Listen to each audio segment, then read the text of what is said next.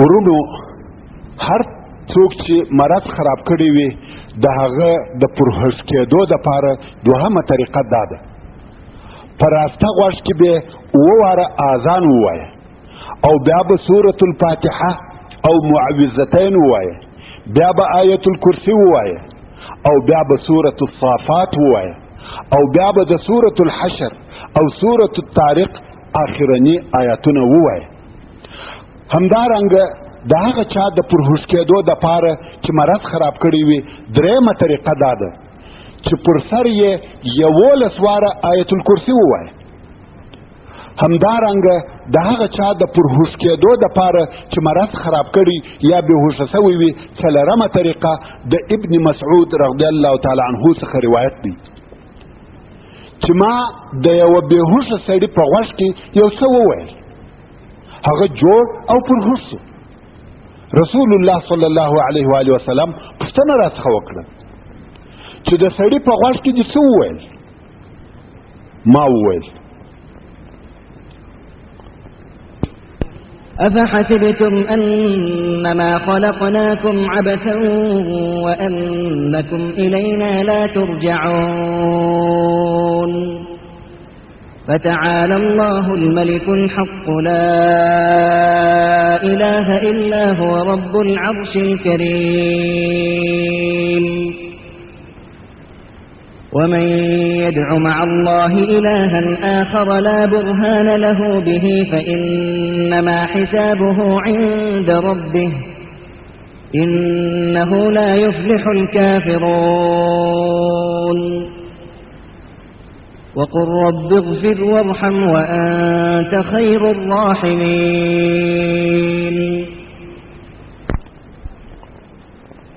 دا د سورة المؤمنون یوسلو پنځلس، یوسلو شپاړس، یوسلو اوولس او یوسلو اتلس نمبر آیاتونه دي، یا په بل عبارت د سورة المؤمنون آخرنی 4 آیات دي. نو رسول الله صلی الله علیه و آله وسلم وفرمایل که څوک دغه آیاتونه په پوره یقین سره پر غره ووایي هغه غر به د ځای څخه زائل یا استسی. رواه ابن سنی. د عقلی مرضو د علاج د پاره ابن ضریس رحمه الله وایي چې د سعید ابن جبیر رضی الله تعالی عنه می ولیدي چې پر یو لیونی سړی سورت یاسین شریف ووایه او هغه لیونی جوړ شو. ورونو سعید ابن جبیر رضی الله تعالی عنه د اولو تابعینو د لویو علماو څخه دی او دا معلومه خبره ده چې یاسین شریف د قرآن مجید زړه دی او پیرانان چې واوري د الله عز وجل و امر ته خاضع کیږي او اطاعت کوي. الله عز وجل د سورة الجن په اول او دوهم نمبر آیاتو کې فرمایي قل اوحي الی انه استمع نفر من الجن فقالوا انا سمعنا قرآنا عجبا يهدي الى الرشد فآمنا به ولن نشرك بربنا احدا. يعني اے محمد صلی الله علیه و آله وسلم دوی ته ووایه چې ماته وحی راغلی چې د پیرانانو یوې ډلې زما قرائت واورېدی نو دوی خپلو نورو قومو ته وویل بېشکه موږ یو عجیب قرآن واورېدی چې حق او ایمان ته لارښوونه کوي نو موږ پر هغه قرآن ایمان راوړي او هیڅکله به موږ د خپل رب سره بل هیڅوک شریک نکو. نو د قرآن مجید په برکت پیرانان د هغو کسانو د مغزو او عقلو څخه وځي چې په جنون مبتلا وي او ډېر وختونه جنون د پیری په واسطه وي ځکه د جنون ډېر حالات د پیری د مس څخه پیښیږي. نو کوم وخت چې قرآن مجید خاصتا یاسین شریف د پیرانانو و غوږو ته ورننوځي دا فرق نه کوي چې دا پیری مسلمان دی که کافر. دغه پیری د مریض د عقل او جسد څخه باسي او لري ځینې شړي ځکه قرآن مجید و مسلمان پیری ته تهدید انذار او د الله عز وجل په عذاب سره وعده ورکوي او پر کافر پیری داسې لویږي لکه صاعقه یا ټکه، نو پیرانان ځینې تښتي او لیونی فرصت کیږي. ان شاء الله تعالی والله على كل شيء قدير. د سحر د علاج دپاره ابن حاتم رحمه الله د لیث رحمه الله څخه روایت کوي چې لیث رحمه الله ویل دغه آیاتونه د سحر څخه شفا ده. هغه داسې په یوه لوښي کې اوبه واچوه او بیا دغه راتلونکي آیاتونه پر ووایه او بیا دغه اوبه د هغه چا پر سر توی که چې سحر په سوی وي. ان شاء الله تعالی د سحر د مریضۍ څخه به جوړ سي. آیاتونه دا دي: اول د سورة یونس 1 او 2 نمبر آیاتونه چې هغه دا دي: فلما القوا قال موسى ما جئتم به السحر ان الله سيبطله ان الله لا يصلح عمل المفسدين ويحق الله الحق بكلماته ولو كره المجرمون. دوهم د سورة الاعراف 1 1 19 او 1 نمبر آیاتونه چې هغه داسې دي: وأوحينا إلى موسى أن ألق عصاك فإذا هي تلقف ما يأفكون فوقع الحق وبطل ما كانوا يعملون فغلبوا هنالك وانقلبوا صاغرين وألقي السحرة ساجدين. درهم د سورة طه 9 نمبر آیات چې داسې دي: وألقي ما في يمينك تلقف ما صنعوا إنما صنعوا كيد ساحر ولا يفلح الساحر حيث أتى. چې دغه ټوله آیاتونه آیات کیږي او د قرآن مجید د درو سورتو څخه را جمع سوي دي. د هیرې علاج یا د حافظې د تقویې دپاره امام دارومی د مغیره ابن سبیع رضی الله تعالی عنه څخه روایت کوي، وایي که چا د خوب په وخت کې د سورة البقره 10 آیات ویل، څونه قرآن مجید چې په یاد وي نه هیریږي. او 10 آیات په دې ډول دي: اول د سورة البقره اولنی 4 آیات چې هغه داسې دي: الف لام میم ذلك الكتاب لا ريب فيه هدى للمتقين الذين يؤمنون بالغيب ويقيمون الصلاة ومما رزقناهم ينفقون والذين يؤمنون بما أنزل إليك وما أنزل من قبلك وبالآخرة هم يوقنون. دوهم آية الكرسي او تر آية الكرسي ورسته 2 نور آياتنا چې هغه داسې دي: الله لا إله إلا هو الحي القيوم لا تأخذه سنة ولا نوم له ما في السماوات وما في الأرض من ذا الذي يشفع عنده إلا بإذنه يعلم ما بين أيديهم وما خلفهم ولا يحيطون بشيء من علمه إلا بما شاء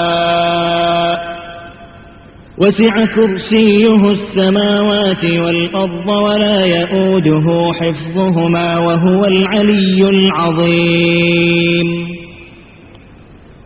لا إكراه في الدين قد تبين الرشد من الغي فمن يكفر بالطاغوت ويؤمن بالله فقد استمسك بالعروة الوثقى لا انفصام لها والله سميع عليم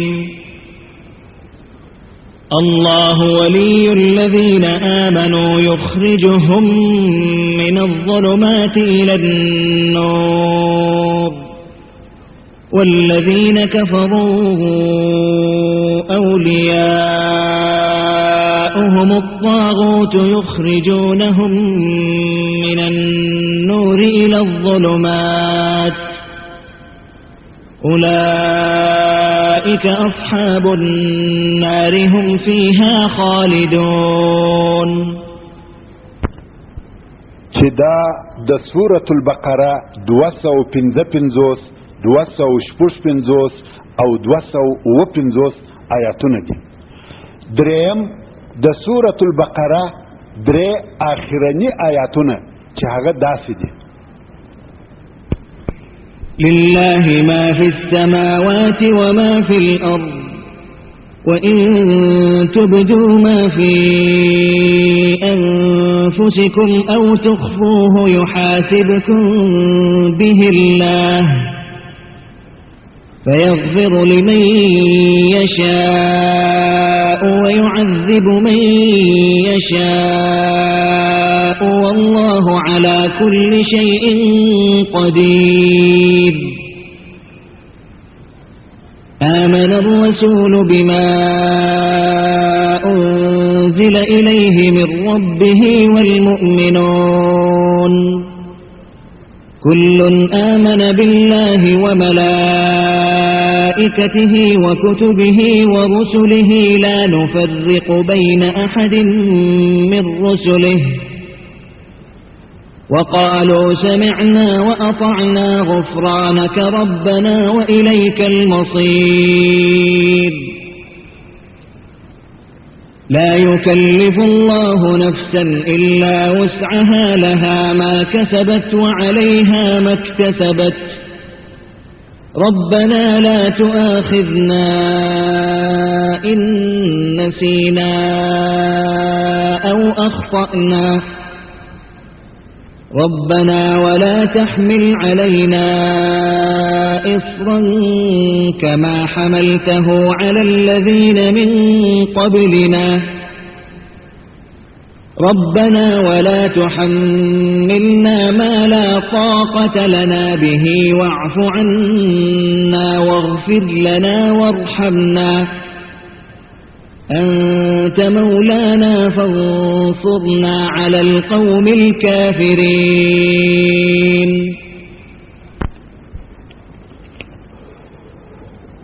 چې دا ټول لس آیات سوه ورونو، دا نه چې دغه آیاتونه یوازې د قرآن مجید د حفظ دپاره پیدا کوي، یا بلکې نور هم حافظه په قوي کیږي.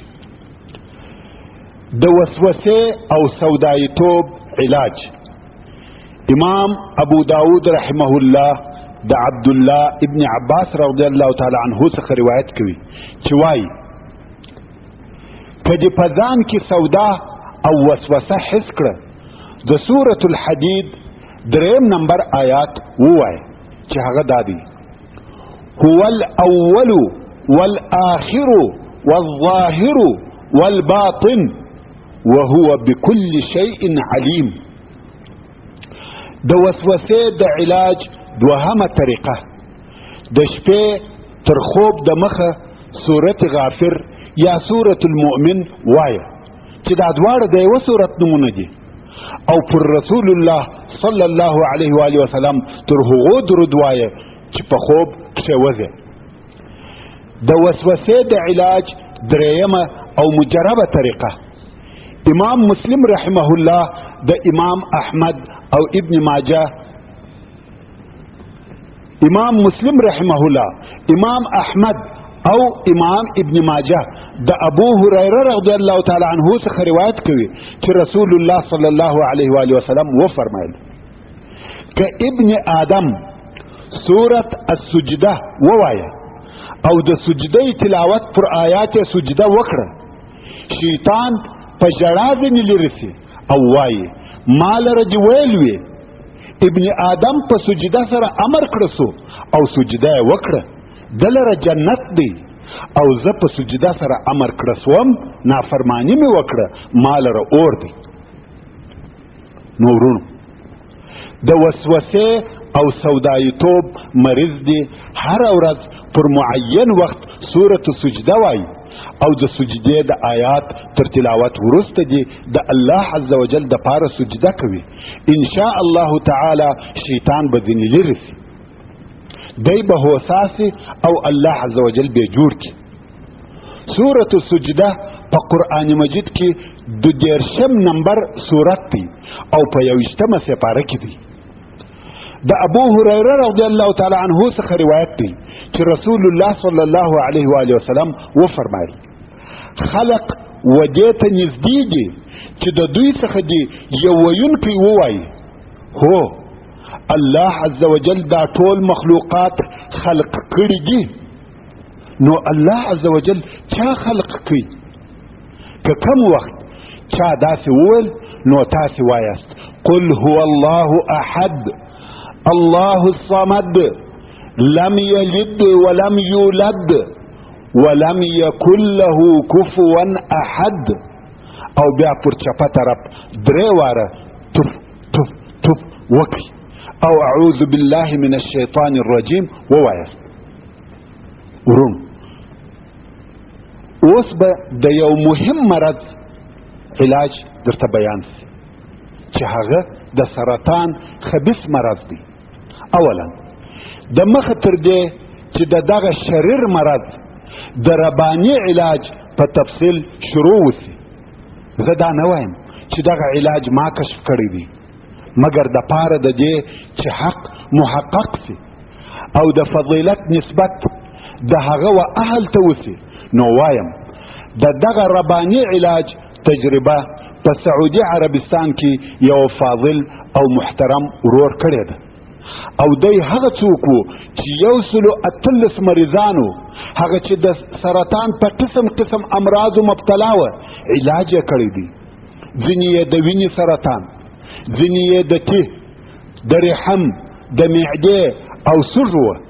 خو الله عز وجل پر دغه ټولو مریضانو په پوره صحت او کامل شفا سره فضل او احسان وکړي او زه د عامو مسلمانانو د مصلحت او منفعت د پاره دغه علاج نشروم.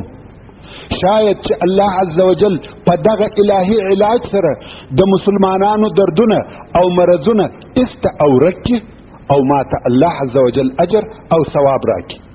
الله عز وجل فرمایي وننزل من القرآن ما هو شفاء ورحمة للمؤمنين ولا يزيد الظالمين الا خسارا. الله عز وجل په قرآن مجید سره د شفا حاصلولو د پاره ایمان شرط ګرځولی دی او الله عز وجل پر دې تاکید کړی دی چې کومه شفا چې په دغه قرآن کې ده هغه یوازې هغه شفا نه ده چې په قرآن مجید سره د صدور شفا حاصلیږي بلکې عام شفا مقصد ده.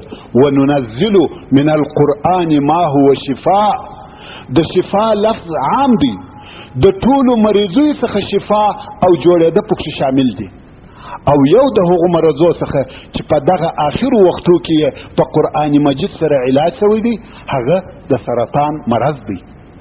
داسې مرض چې طب او اطباء د هغه د علاج څخه عاجزه سوي دي او د مریض د پاره د ژوند پاته موده فقط په هفتو سره ټاکلې وه خو د الله عز وجل په اراده په دغسې حالاتو کې د 113 نفرو علاج په قرآن مجید سره سوی دی چې دغه نفر په مختلفو سرطانو سره مبتلا و او الله عز وجل وټولو ته پوره صحت ورکړي. ورونو دغه علاج څو جزء لري یا په بل عبارت دغه علاج د څو شیانو متضمن دی.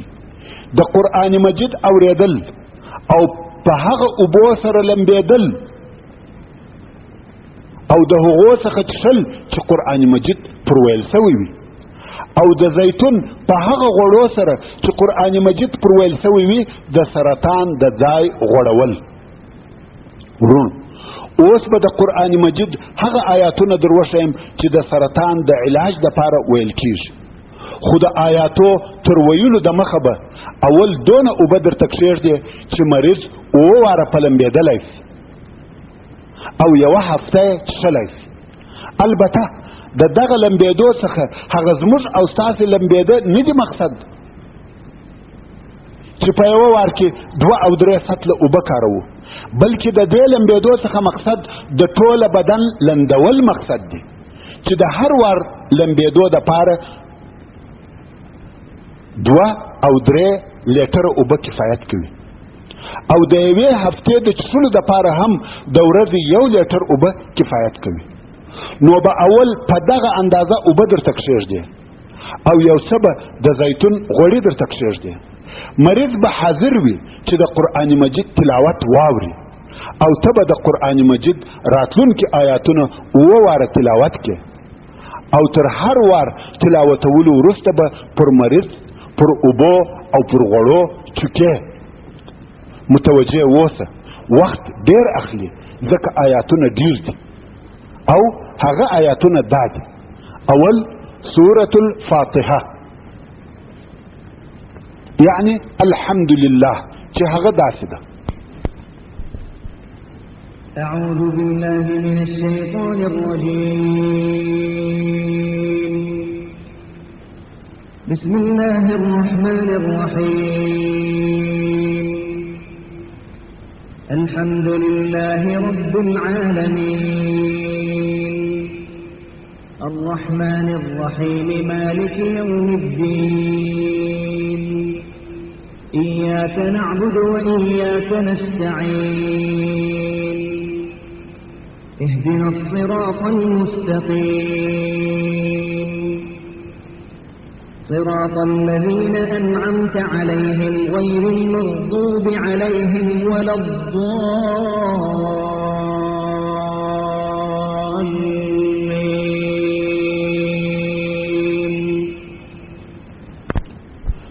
دوهم د سورة البقره اولنی 15 آیاته چې هغه داسې دي: ألف لام ميم ذلك الكتاب لا ريب فيه هدى للمتقين الذين يؤمنون بالغيب ويقيمون الصلاة ومما رزقناهم ينفقون والذين يؤمنون بما أنزل إليك وما أنزل من قبلك وبالآخرة هم يوقنون أولئك على هدى من ربهم وأولئك هم المفلحون. دریم د سورة البقره 144 او 115 نمبر آیاتونه چې هغه داسې دي: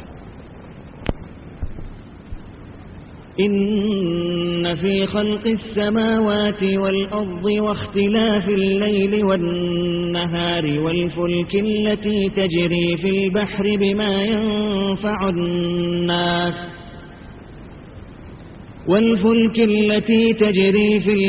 بما ينفع الناس وما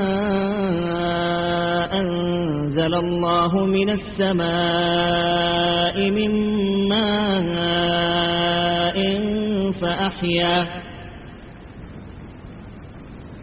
فأحيا به الأرض بعد موتها وبث فيها من كل دابة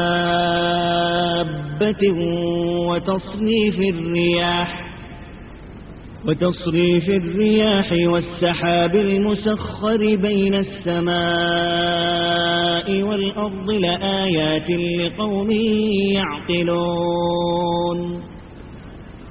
ومن الناس من يتخذ من دون الله أندادا يحبونهم كحب الله والذين آمنوا أشد حبا لله ولو يرى الذين ظلموا إذ يرون العذاب أن القوة لله جميعا وأن الله شديد العذاب. فلرم آية الكرسي او تر هغه ورسته دوا نور آیاتونه چې هغه داسې دي: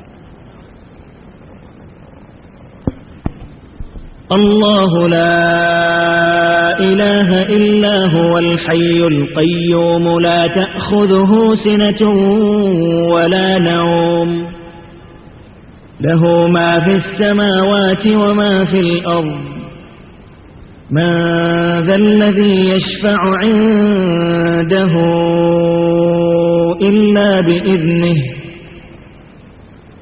يعلم ما بين أيديهم وما خلفهم ولا يحيطون بشيء من علمه إلا بما شاء وسع كرسيه السماوات والأرض ولا يؤوده حفظهما وهو العلي العظيم. لا إكراه في الدين قد تبين الرشد من الغي فمن يكفر بالطاغوت ويؤمن بالله فقد استمسك بالعروة الوثقى لا انفصام لها والله سميع عليم. الله ولي الذين آمنوا يخرجهم من الظلمات إلى النور والذين كفروا أولياؤهم الطاغوت يخرجونهم من النور إلى الظلمات أولئك أصحاب النار هم فيها خالدون. پنځم د سورة البقرة آخرنی دو آیات چې هغه داسې دي: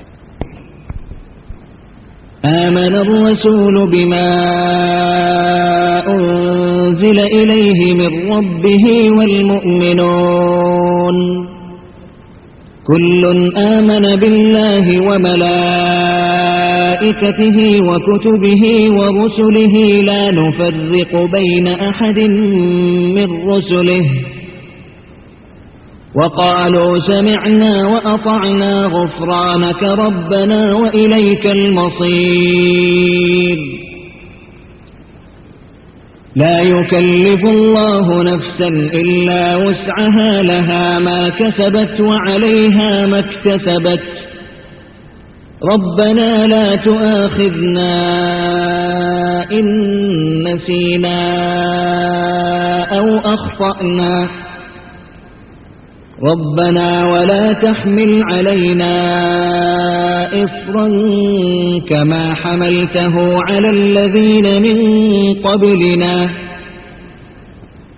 ربنا ولا تحملنا ما لا طاقة لنا به واعف عنا واغفر لنا وارحمنا أنت مولانا فانصرنا على القوم الكافرين. شپږم د سورة آل عمران اولنی 15 آیات چې هغه داسې دي: بسم الله الرحمن الرحيم ألف لام ميم الله لا إله إلا هو الحي القيوم نزل عليك الكتاب بالحق مصدقا لما بين يديه وأنزل التوراة والإنجيل من قبل هدى للناس وأنزل الفرقان إن الذين كفروا بآيات الله لهم عذاب شديد والله عزيز ذو انتقام إن الله لا يخفى عليه شيء في الأرض ولا في السماء. د سورة آل عمران 13 نمبر آیات چې هغه داسې دي: شهد الله أنه لا إله إلا هو والملائكة وأولو العلم قائما بالقسط لا إله إلا هو العزيز الحكيم. اتم د سورة آل عمران 26 او 29 نمبر آیاتونه چې هغه داسې دي: قل اللهم مالك الملك تؤتي الملك من تشاء وتنزع الملك ممن تشاء وتعز من تشاء وتذل من تشاء بيدك الخير إنك على كل شيء قدير تولج الليل في النهار وتولج النهار في الليل وتخرج الحي من الميت وتخرج الميت من الحي وترزق من تشاء بغير حساب. نهم د سورة الأعراف 4 او 55 نمبر آیاتونه چې هغه داسې دي: إن ربكم الله الذي خلق السماوات والأرض في 6 أيام ثم استوى على العرش يغشي الليل النهار يطلبه حثيثا والشمس والقمر والنجوم مسخرات بأمره ألا له الخلق والأمر تبارك الله رب العالمين. ادعوا ربكم تضرعا وخفية إنه لا يحب المعتدين. ولا تفسدوا في الأرض بعد إصلاحها وادعوه خوفا وطمعا إن رحمة الله قريب من المحسنين. لسم د سورة الأعراف يوصل أولس يوصل أتلس او يوصل 19 نمبر آیاتونه چې هغه داسې دي: وأوحينا إلى موسى أن ألق عصاك فإذا هي تلقف ما يأفكون فوقع الحق وبطل ما كانوا يعملون فغلبوا هنالك وانقلبوا صاغرين وألقي السحرة ساجدين قالوا آمنا برب العالمين. يولسم د سورة يونس أتا او 2 نمبر آیاتونه چې هغه داسې دي: وقال فرعون ائتوني بكل ساحر عليم فلما جاء السحرة قال لهم موسى ألقوا ما أنتم ملقون فلما ألقوا قال موسى ما جئتم به السحر إن الله سيبطله إن الله لا يصلح عمل المفسدين ويحق الله الحق بكلماته ولو كره المجرمون. دولسم د سورة طه 15 شپږ اووه اتشپېته او نشپېته نمبر آیاتونه چې هغه داسې دي: قالوا يا موسى إما أن تلقي وإما أن نكون أول من ألقى قال بل ألقوا فإذا حبالهم وعصيهم يخيل إليه من سحرهم أنها تسعى فأوجس في نفسه خيفة موسى قلنا لا تخف إنك أنت الأعلى وألق ما في يمينك تلقف ما صنعوا إنما صنعوا كيد ساحر ولا يفلح الساحر حيث أتى. درلسم د سورة المؤمنون يوصل پنځلس يوصل شپاړس يوصل اولس او يوصل اتلس نمبر آیاتونه چې هغه داسې دي: أفحسبتم أنما خلقناكم عبثا وأنكم إلينا لا ترجعون فتعالى الله الملك الحق لا إله إلا هو رب العرش الكريم. ومن يدع مع الله إلها آخر لا برهان له به فإنما حسابه عند ربه إنه لا يفلح الكافرون. وقل رب اغفر وارحم وأنت خير الراحمين. سوارلسم د سورة الحشر یوشت دووشت دروشت او څلېروشت نمبر آیاتونه چې هغه داسې دي: لو أنزلنا هذا القرآن على جبل لرأيته خاشعا متصدعا من خشية الله وتلك الأمثال نضربها للناس لعلهم يتفكرون. هو الله الذي لا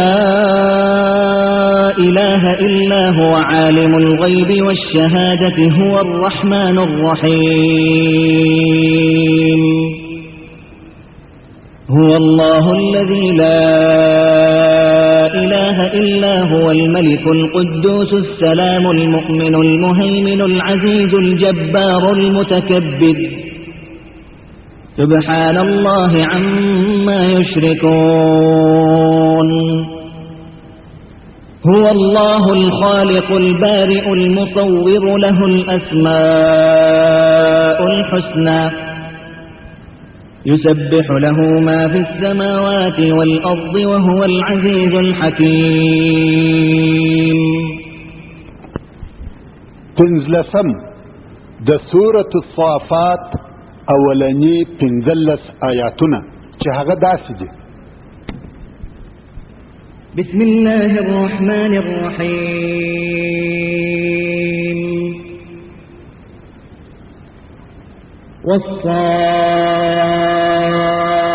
والصافات صفا فالزاجرات زجرا فالتاليات ذكرا إن إلهكم لواحد رب السماوات والأرض وما بينهما ورب المشارق إنا زينا السماء الدنيا بزينة الكواكب وحفظا من كل شيطان مارد لا يستمعون إلى الملأ الأعلى ويقذفون من كل جانب دحورا ولهم عذاب واصب إلا من خطف الخطفة فأتبعه شهاب ثاقب فاستفتهم أهم أشد خلقا أم من خلقنا إنا خلقناهم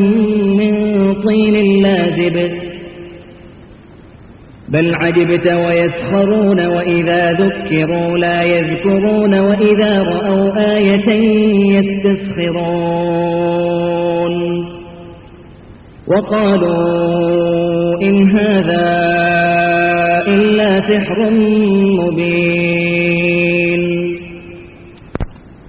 شپاړسم د سورة الرحمن یو دېرش دو دېرش او درو دېرش نمبر آیاتونه چې هغه داسې دي: سنفرغ لكم أيها الثقلان فبأي آلاء ربكما تكذبان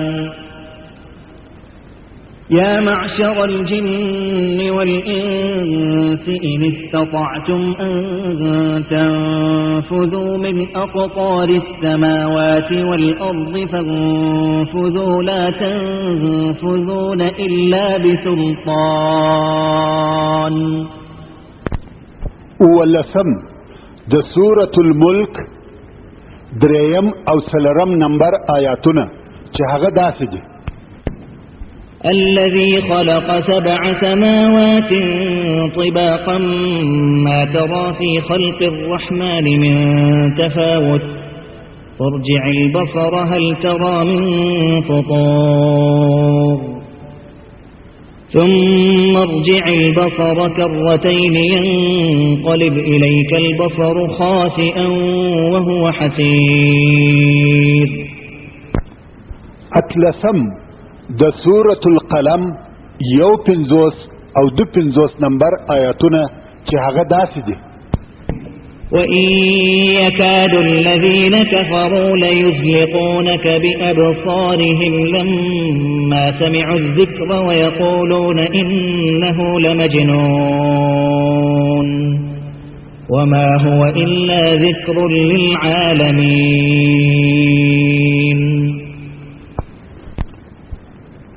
نولسم د سورة الجن دریم نمبر آیات چې هغه داسې دي: وأنه تعالى جد ربنا ما اتخذ صاحبة ولا ولدا. شلم سورة الكافرون چې هغه داسې دي: بسم الله الرحمن الرحيم قل يا أيها الكافرون لا أعبد ما تعبدون ولا أنتم عابدون ما أعبد ولا أنا عابد ما عبدتم ولا أنتم عابدون ما أعبد لكم دينكم ولي دين. یوشتم سورة الفلق چې هغه داسې دي: بسم الله الرحمن الرحيم قل أعوذ برب الفلق من شر ما خلق ومن شر غاسق إذا وقب ومن شر النفاثات في العقد ومن شر حاسد إذا حسد. دووشتم سورة الناس چې هغه داسې دي: بسم الله الرحمن الرحيم قل أعوذ برب الناس ملك الناس إله الناس من شر الوسواس الخناس الذي يوسوس في صدور الناس من الجنة والناس. وواره به دغه آیاتونه پر اوبو او د زیتون پر غوړو ووایه او پس له ویلو د دغه آیاتو او سورتو به دغه راتلونکي دعاوې پر دغه اوبو او غوړو وایه.